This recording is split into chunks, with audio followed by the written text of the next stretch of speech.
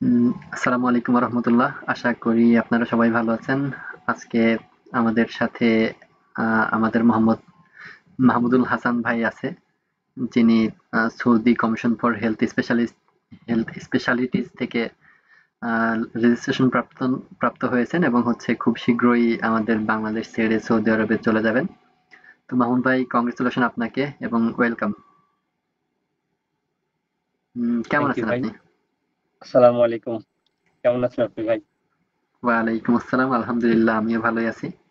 আছে আলহামদুলিল্লাহ। তো আপনাকে আজকে একটু জানানোর জন্যই মূলত এসেছি। আমাদের অনেকের অনেক রকমের প্রশ্ন থাকে। সেই প্রশ্নগুলোই আপনার কাছে উত্থাপন করব। এবং আশা করি আপনি তার ভালো উত্তর বা পরামর্শ দিয়ে সবাইকে সহযোগিতা করবেন। তো অবশ্যই। আপনি আপনার পরিচয়টা একটু বলেন, কোথা থেকে এসেছেন, কোথায় পড়াশোনা করেছেন, এখন কি অবস্থায় আছেন? একটু কাইন্ডলি। আমি মোহাম্মদ মাহমুদুল হাসান, বাসা রাজশাহী। রাজশাহী সিটিতেই বাসা আমার। পড়াশোনা করেছি আমি IBIST, Islami bank institute of health technology. এখান থেকে ডিপ্লোমা কমপ্লিট করেছি। Then Saudi commission for health specialities এখানে পরীক্ষা দিয়েছি, অ্যাপ্লাই করেছি। দেন আলহামদুলিল্লাহ এখন ভিসা প্রসেসিং এ আছি আর কি। উম, আলহামদুলিল্লাহ, শুনে খুবই ভালো লাগলো। আচ্ছা, এখন আমি যদি একেবারে শুরু থেকে আপনাকে বলি যে হচ্ছে কিভাবে কি করলেন এবং কখন ডিসিশনটা নিলেন যে হচ্ছে আপনার সৌদি আরবে যাওয়া প্রয়োজন, তো তাহলে আপনি কি বলবেন যে কখন ডিসিশনটা নিলেন এবং হচ্ছে আহ, কেন মনে হলো? উম, আমি এই ডিপ্লোমা কমপ্লিট করার পরে বেশি করার প্ল্যান করেছিলাম। তার মাঝে একটু বাইরে যাওয়ার একটা প্ল্যান করছিলাম যে আমাদের ডিপার্টমেন্টের বাইরের কোনো কোথাও কোনো অপরচুনিটি আছে কিনা আমাদের বা কতটুকু আছে। দেন আল্লাহ রহমত সহমতে একটা খোঁজ পাইলাম ইউটিউব থেকে, নাজমুল হাসান ফারাদ ভাইয়ের ইউটিউব থেকে, যে সৌদি আরবে মেডিকেল টেকনোলজি ডিপার্টমেন্টে জব করা যায়। এটা আনুমানিক 2023-এর লাস্টের দিকে।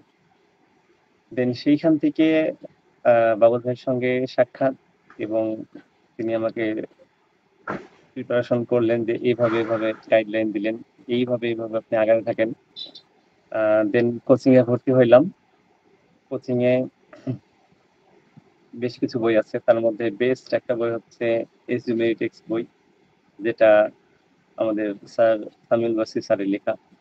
সেই বই থেকে ক্লাস করলাম, বাবুল ভাই আমাদের ক্লাস নিয়েছিলেন। সেই ক্লাস কমপ্লিট করার পরে এর মাঝামাঝি ডাটা ফ্লো যে প্রসেসিং গুলো আছে সেইগুলা সেরে নিলাম। এখানে প্রাইমারি কিছু কাগজপত্র লাগে, certificate, marksheet, academic transcript, passport, এই সমস্ত কাগজপত্রগুলা রেডি করা শুরু করলাম, প্লাস পড়াশোনা প্রিপারেশন নেওয়া শুরু করলাম। এক পর্যায়ে ডাটা ফ্লো অ্যাপ্লাই করলাম। একটা ফোন এসেছিল এর মাঝামাঝি, আহ, পরীক্ষার জন্য অ্যাপ্লাই করলাম। আলহামদুলিল্লাহ ডেট আসলো, দেন পরীক্ষা দিলাম। আলহামদুলিল্লাহ আল্লাহর অশেষ রহমতে পাস। আচ্ছা, আর সর্বমোট বলেন। আচ্ছা, আপনাকে আমি একটু ইন্টারাপ্ট করি। ব্যাপারটা হচ্ছে আহ, দুইটা কথা বললেন, একটা হচ্ছে এক্সাম প্রিপারেশন আর একটা হচ্ছে ডকুমেন্ট প্রিপারেশন। তো এই ক্ষেত্রে আপনি এসবি মেডিটিক্স এর কথা বললেন। আপনি কি ওই একটা বই সাধারণত দেখি যে হচ্ছে মিডিল ইস্ট কান্ট্রি গুলার প্রিপারেশনের জন্য দ্য র্যাপিড অ্যাক্সেস গাইড, আপনি কি এই বইটা পড়ছিলেন কখনো? এই বইটা, হ্যাঁ, র্যাপিড অ্যাক্সেস গাইড। বলেন বলেন। আচ্ছা, র্যাপিড অ্যাক্সেস গাইড এই বইটা আপনি পড়েছিলেন কিনা, আপনার কাছে আছে কিনা, কেউ চাইলে প্রোভাইড করতে পারবেন কিনা এবং হচ্ছে কতটুকু উপকৃত হয়েছেন এই বইটা থেকে কাইন্ডলি জানাবেন। আচ্ছা, হ্যাঁ, সৌদি বা মিডল ইস্ট কান্ট্রির জন্য র্যাপিড অ্যাক্সেস গাইড এই বইটা পড়েছিলাম। আর বইটাতে উপকৃত হয়েছি। যেমন এই মিডল ইস্ট কান্ট্রিতে কোশ্চিন ক্যাটাগরি থাকে দুই ধরনের। একটা থাকে নর্মাল, মিডিল এবং হার্ড। মানে কমন কিছু টাইপ থাকে, একটা থাকে হার্ড, একদম ডিপ থাকে, বিশেষ করে মাইক্রোবায়োলজি, বায়োকেমিস্ট্রি, এই সমস্ত সাবজেক্ট গুলো থেকে একেবারে ডিপলি কোশ্চেন করে। আর এই কোশ্চেন গুলা র্যাপিড অ্যাক্সেস গাইড থেকে পেয়েছিলাম। আচ্ছা আচ্ছা, তার এর মানে পাশাপাশি আপনার কাছে র্যাপিড অ্যাক্সেস গাইডটা আছে এই মুহূর্তে, রাইট? ওকে। হ্যাঁ আছে, এবং কেউ যদি চাই অবশ্যই ইনশাল্লাহ আমরা প্রোভাইড করতে পারবো। অবশ্যই আপনি হেল্প করবেন বলেই আমরা আশাবাদী। আচ্ছা, এখন তাহলে এক্সাম প্রিপারেশনের জন্য আহ, তিনটা কাজ করা যেতে পারে। একটা হচ্ছে আপনি র্যাপিড অ্যাক্সেস গাইড পড়তে পারেন, তারপরে এএসিপির জন্য বেশ কিছু বই আছে সম্ভবত, সেগুলো পড়তে পারেন। আর হচ্ছে এসবি মেডিটিক্স, আমি জানি না এটা তারা এখন প্রোভাইড করছে কিনা। এগুলা আপনার হচ্ছে এক্সাম ম্যাটেরিয়ালস, তাই তো?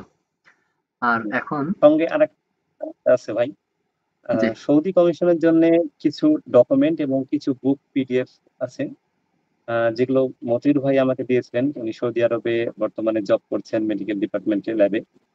উনি আচ্ছা আচ্ছা যথেষ্ট হেল্পফুল মানুষ। উনি আমাকে এই সমস্ত বইগুলা দিয়ে ভাই অনেক হেল্প করেছিলেন, এবং সেখান থেকেও যথেষ্ট কমন পাওয়া গেছে।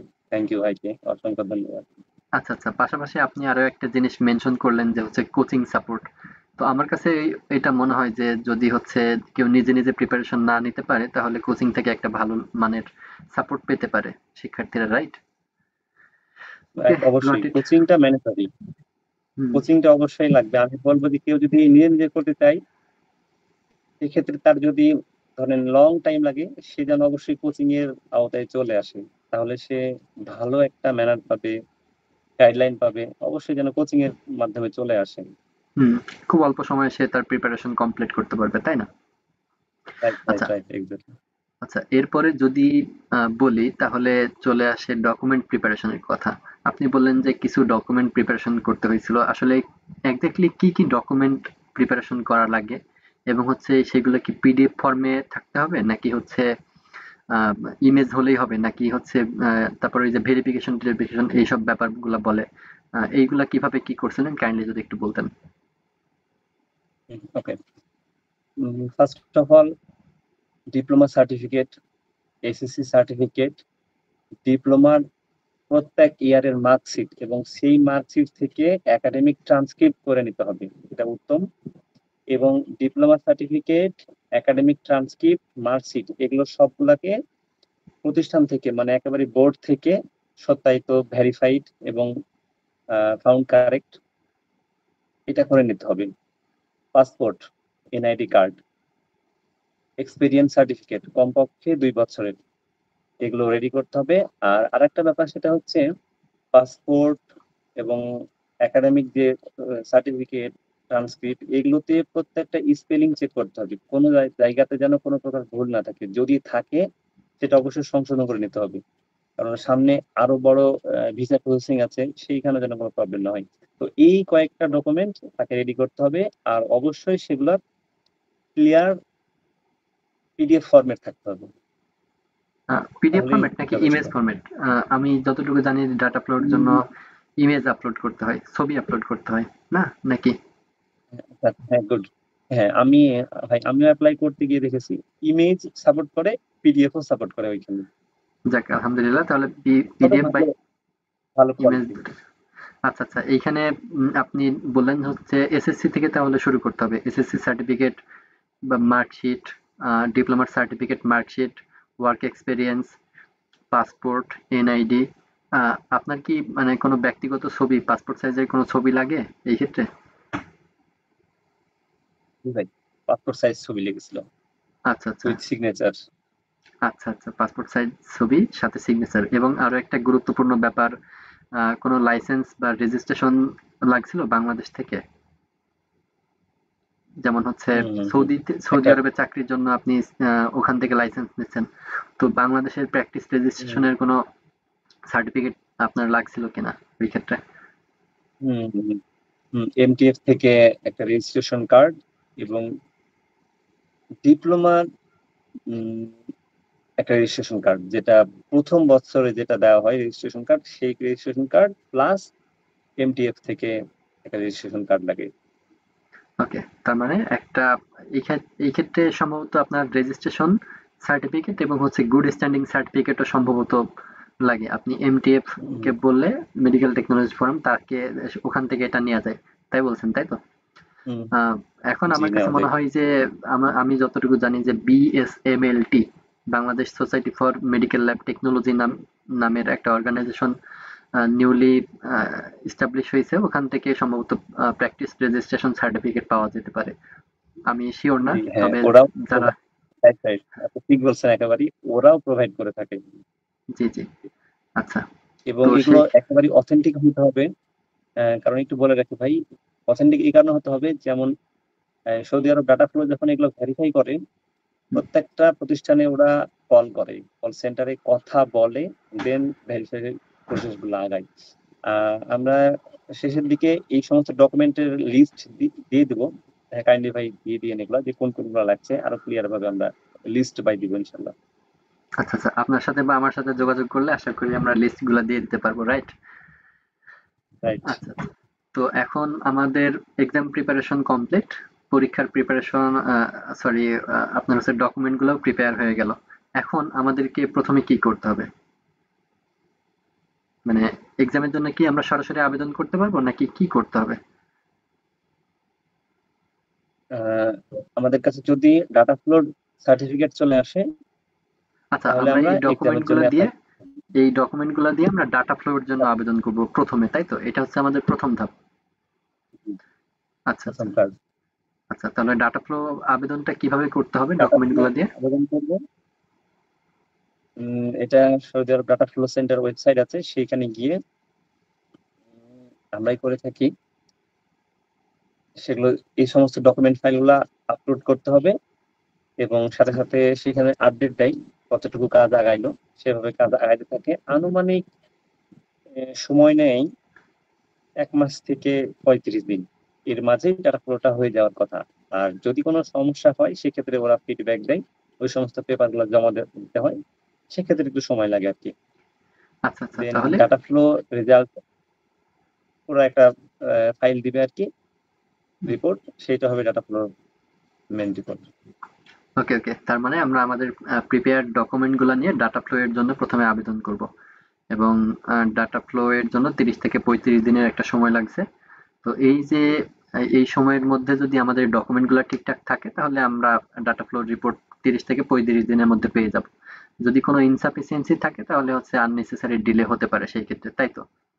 এবং প্রত্যেকটা ডকুমেন্ট হতে হবে, কি হতে হবে, একদম লিগ্যাল ডকুমেন্ট হতে হবে যাতে হচ্ছে ভেরিফিকেশনের আটকে না যায়, তাই তো? রাইট। আচ্ছা, গট ইট, বুঝতে পারছি। আর আর একটু রিমাইন্ডার দিই, আমি পূর্বে বলেছি, তারপরে যে সমস্ত নাম্বার গুলো দেওয়া হচ্ছে, যেমন এক্সচেঞ্জ সার্টিফিকেটে বা অন্যান্য ডকুমেন্টে, সেগুলো যেন একটু মাঝে মাঝে চেক করতে হবে যে কোনো মেইল বা ফোন এসেছিল কিনা। যেমন আমার ক্ষেত্রে হয়েছিল কি, আমি যে প্রতিষ্ঠানের এক্সপিরিয়েন্স দিয়েছিলাম, এক্সপিরিয়েন্স সার্টিফিকেটে ওই নাম্বার থেকে, হটলাইন নাম্বার থেকে ফোন দিয়েছিলেন, এবং উর্দুতে একজন কথা বলেছিলেন। আচ্ছা আচ্ছা এবং মালিকের সঙ্গেও কথা বলেছিলেন, এবং একটা ফাইল পাঠিয়েছিলেন ইমেইলে, সেখানে ফিল আপ করে দিতে হয়েছিল। ওইখানে আমার নাম দিতে হয়েছিল, এবং আমার জয়নিং ডেট, এবং সেখান থেকে জব শেষ করেছি যেই দিন, সেই দিনের ডেট, ইন ডেট, যেটা আমি এক্সপেরিয়েন্স সার্টিফিকেটে যে ডেট দিয়েছিলাম, সেম ওইভাবে ওই ডেট ফিল আপ করে ওই পিডিএফটা আবার ইমেইলে রিপ্লাই দিতে হয়। এই কাজটা করতে আচ্ছা হয়েছিল আমাকে। আচ্ছা আচ্ছা, তার মানে এটা খুবই গুরুত্বপূর্ণ একটা পার্ট আপনার ডাটা ফ্লো এর, যে যে অর্গানাইজেশন গুলার নাম আপনি উল্লেখ করবেন সেখানে আপনি কতদিন চাকরি করছেন তার একটা পিরিয়ড উল্লেখ করতে হবে, এবং একটা ভ্যালিড নাম্বার দিতে হবে, ইমেল দিতে হবে ওই অর্গানাইজেশনের, যাতে তিনি রেসপন্স করতে পারে এবং হচ্ছে খুব সুন্দর করে বুঝিয়ে বলতে পারে যে হ্যাঁ, তিনি আমাদের এখানে স্টাফ ছিলেন অ্যাজ এ মেডিকেল টেকনোলজিস্ট, এইভাবে তারা উত্তর দিতে ইয়ে করতে পারে, রিপ্লাই করতে পারে। রাইট। তো এটা একটা গুরুত্বপূর্ণ পয়েন্ট। যদি কেউ নিজে নিজে আবেদন করতে চায় করতে পারে, কিন্তু এইগুলা যদি ঠিকভাবে রিপ্লাই করতে না পারে আপনার অর্গানাইজেশন থেকে, সেক্ষেত্রে এটা ডিলে হতে পারে অথবা ক্যান্সেল হয়ে যেতে পারে ডাটাগুলো, তাই তো?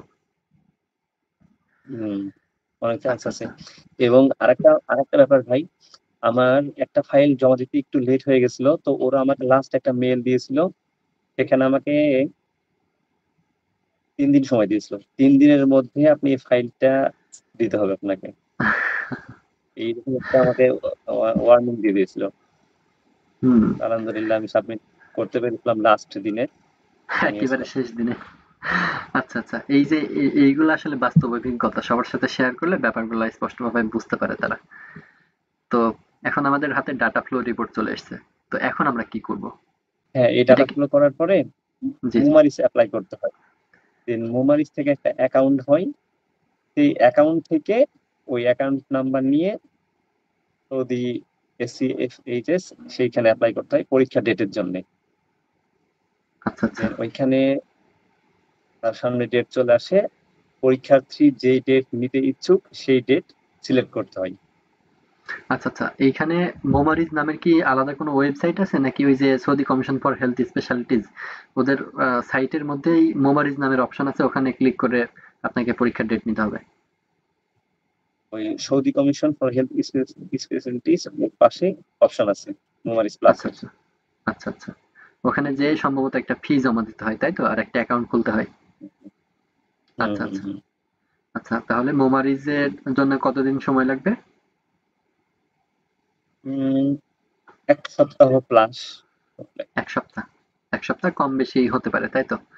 আচ্ছা, আচ্ছা। তাহলে হতে আমাদের পারে। এইদিকে সর্বোচ্চ সময় লাগলো ৩৫ দিন এবং এইদিকে লাগলো আপনার হচ্ছে ৭ দিন বা ১০ দিন ধরলাম, ৪৫ দিন। এই যে এই ৪৫ দিন পর আমরা হচ্ছে পরীক্ষার ডেট নিতে পারবো, তাই তো? জি। আচ্ছা, পরীক্ষার মানে ডাটা ফ্লো হলো, মোমারিজ হলো এবং হচ্ছে পরীক্ষার ডেট। এটা হচ্ছে কতদিনের মধ্যে নিতে হবে আমাকে? নাকি আমি যেকোনো দিন নিতে পারি? আমি যেকোনো দিন নিতে পারি। আমি যদি মনে করি আমি পরীক্ষার জন্য প্রিপেয়ার, তাহলে আমি ২, ৩, ১ সপ্তাহের মধ্যেই নিয়ে নিতে পারি। কেউ একটু সময় নিতে পারে। ১ কতদিন? মাস সর্বোচ্চ পরে দিব কতদিন? আমি।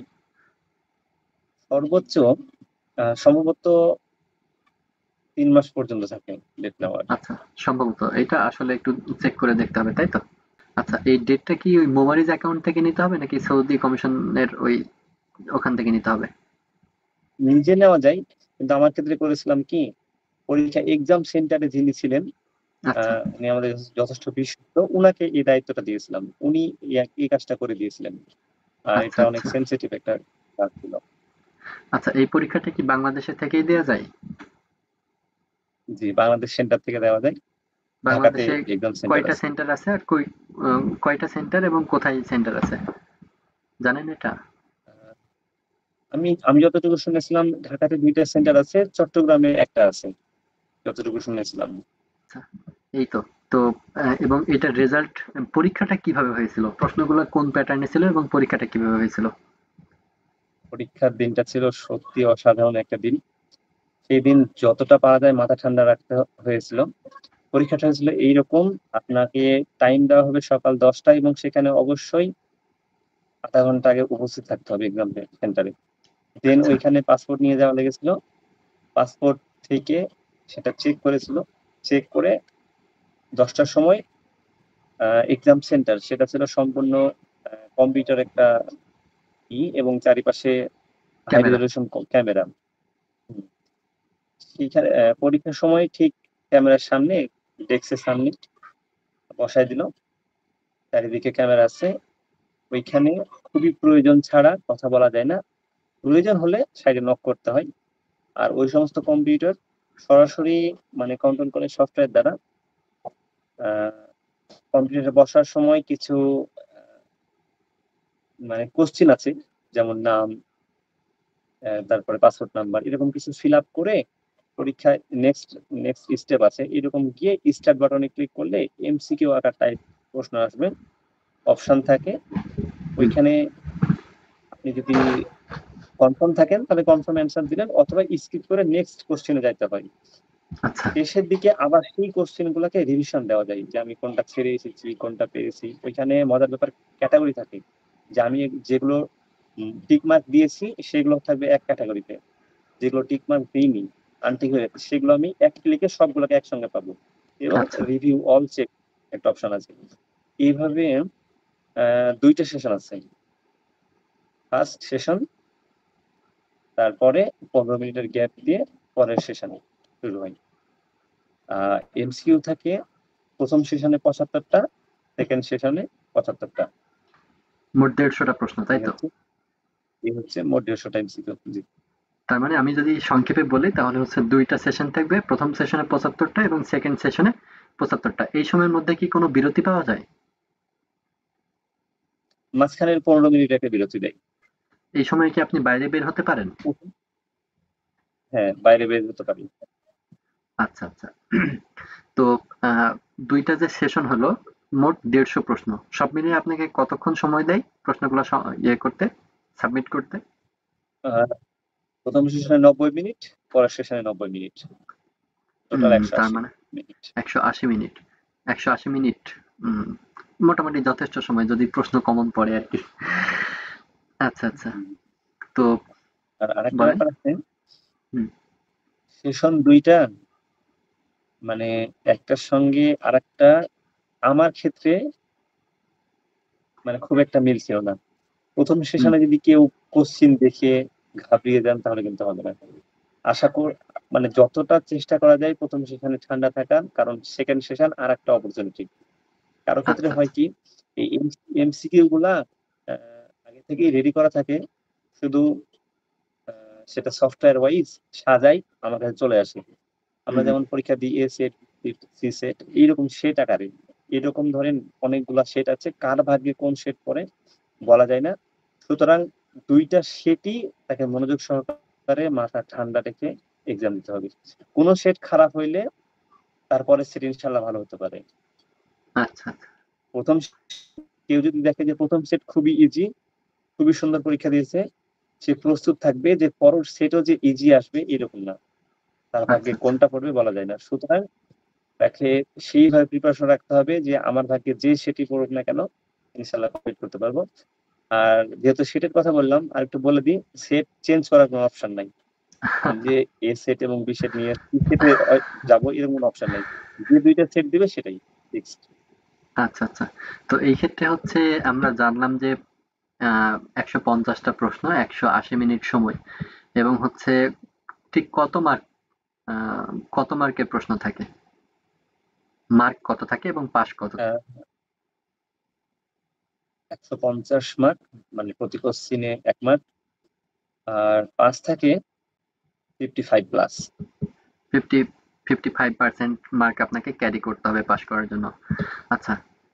তো হুম, সেই ক্ষেত্রে আ পরীক্ষার রেজাল্ট কতদিনের মধ্যে দেয় সাধারণত? ২ দিনের মধ্যেই হয়ে যায়। আচ্ছা, আচ্ছা। ২ দিন? ২ দিনের মধ্যে ২ দিনের মধ্যে ওই যে ওয়েবসাইট, সেই ওয়েবসাইটে রেজাল্ট পাঠায় দেয় আচ্ছা, আপনাকে স্কোরের। কি কোনো ইমেইল করে বা নাকি হচ্ছে ওয়েবসাইটে ঢুকে আপনাকে আপনার স্কোর দেখতে হবে? ওয়েবসাইটে গিয়ে চেক করতে হয়। আচ্ছা। তো এই তো ছিল আপনার হচ্ছে পরীক্ষা পর্যন্ত জার্নি। এখন আপনাকে একজন স্টুডেন্ট বা একজন মেডিকেল টেকনোলজিস্ট পাস করলো। পাস করার পর তাকে কি করতে হবে? দেখে ২ টা অপশন। একটা হচ্ছে আ সৌদি আরব, বাংলাদেশে যেমন বিডি জব অ্যাপ আছে, ঐরকম সৌদি আরবেও বা মিডল ইস্ট কান্ট্রি গুলোতে চাকরির অ্যাপ আছে। ওই অ্যাপ থেকে গিয়ে তাকে মেডিকেল টেকনোলজিস্ট বিভিন্ন পদের চাকরি খুঁজে এপ্লাই করতে হয়। তার ফাইলগুলা সাবমিট করে। হুম, আমরা যেমন বিডি জবের প্রত্যেকটা ক্যাটেগরি ফিল আপ করে রাখি। এক্সপেরিয়েন্স, এডুকেশন, তারপরে কি, কি অর্জন করেছে এগুলো। সেম ঐরকম অ্যাপস গুলা নিয়ে গিয়ে ঐরকম ফিল আপ করতে হয়। তার মধ্যে একটা অ্যাপস এর নাম বলছি যেটা পপুলার, গ্লাসডোর। হুম, তো এরকম এপ্লাই করে বেশ কয়েক জায়গাতে এপ্লাই করে আসলে তাদের অপেক্ষায় থাকতে হয় যে কখন তাদের ডাক আসে। দেন তারা ইন্টারভিউ এর মাধ্যমে পাসপোর্ট, ভিসা সেগুলো করে সাবমিট করে সে দেশে গিয়ে সেখানে জয়েন করা। এটা হচ্ছে ১। আর ২ নাম্বার ওয়ে হচ্ছে সরাসরি সেই কান্ট্রিতে চলে যাওয়া। নিজেই সমস্ত কস্টিং বহন করে সেই কান্ট্রিতে চলে গিয়ে নিজের যত ডকুমেন্ট গুলো আছে সেগুলো ওইখানে সাবমিট করা। সাবমিট করে সিভি আকারে সাবমিট করে দেন তাদের সঙ্গে নেগোসিয়েশন কমপ্লিট, জবে জয়েন করা। এই হচ্ছে ২ টো অপরচুনিটি। আচ্ছা, সৌদি আরবে এখন জব অপরচুনিটি কেমন? চাকরি কি আসলে পাওয়া যায়? নাকি মনে করেন একজন চলে গেল, চাকরি কি আসলে পাবে? নাকি সুযোগ সুবিধা কেমন এখন চাকরির? উম সুযোগ সুবিধা বলতে একটু কঠিন মনে হয় এখন আগের ওইখানে থেকে। এখন এখন একটু কঠিন হয়েছে। সৌদি আরবের কিছু রুলস রেগুলেশন চেঞ্জ হওয়ার কারণে একটু কঠিন হয়েছে। তবে ওইখানে গিয়ে একটু রিসার্চ করলে আশা করা যায় ভালো হুম। মিলবে আর কি। আচ্ছা, আচ্ছা। আপনি আপনি যাচ্ছেন, মতিউর ভাই আছে, এরকম অনেকেই আছে। আশা করি যদি কেউ ইন্টারেস্ট ফিল করে তাকে তো আপনারা অবশ্যই হেল্প করবেন, তাই না? অবশ্যই, অবশ্যই। আচ্ছা, আচ্ছা। তো এখন এই তো ছিল মোটামুটি আপনার একজন যদি কেউ আপনার প্রিপারেশন নিতে চায় পরীক্ষার জন্য, ডকুমেন্ট প্রিপারেশন করার জন্য, সব মিলে এই প্রসেসিং গুলোর মধ্য দিয়ে তাকে যেতে হবে, তাই তো? তো এখন সব মিলে জি। কত টাকা খরচ হতে পারে পরীক্ষা দেওয়া পর্যন্ত? ফ্যাকাল্টি থেকে ডকুমেন্ট প্রিপারেশন, কলেজ থেকে এক্সপেরিয়েন্স সার্টিফিকেট, যাতায়াত সব মিলে এক 1,20,30 বা 1.5 লাখ টাকার একটা বাজেট ধরে রাখতে হবে। এরকম 1 লাখ থেকে 1.5 লাখের মধ্যে আশা করা যায় এগুলো কমপ্লিট হয়ে যাবে কাজ। আচ্ছা, আচ্ছা, বুঝতে পারছি। এই ছিল আপনার পুরো জার্নি, যে জার্নি দেখে আশা করি সবাই অনুপ্রাণিত হবে। তো এখন আপনার কেমন লাগছে সব মিলিয়ে? ইচ্ছা ছিল সৌদি আরবে উমরা করতে যাওয়ার আচ্ছা। 15 দিন 1 মাসে। তবে আল্লাহ কবুল করছে একটা বড় পরিসরে। আমাদের অবাক লাগে, তবে অন্যরকম একটা ফিলিংস, ভালো লাগছে। বাকিটা ওইখানে গিয়ে নতুন এক্সপেরিয়েন্স শেয়ার করবো ইনশাল্লাহ। ইনশাল্লাহ আমরা আবার আপনাকে ডাকবো, বিরক্ত করব আপনাদের অভিজ্ঞতা শেয়ার করার জন্য। তো আপনাকে অসংখ্য ধন্যবাদ আজকে আমাদেরকে সময় দেওয়ার জন্য। আপনার ভবিষ্যৎ জীবনের সফলতা কামনা করে আজকে এই পর্যন্ত শেষ করছি। আল্লাহ হাফেজ। আসসালামু আলাইকুম রহমতুল্লাহ। ওয়ালাইকুম আসসালাম ওয়া রাহমাতুল্লাহি ওয়া বারাকাতুহু। ওকে ভাই।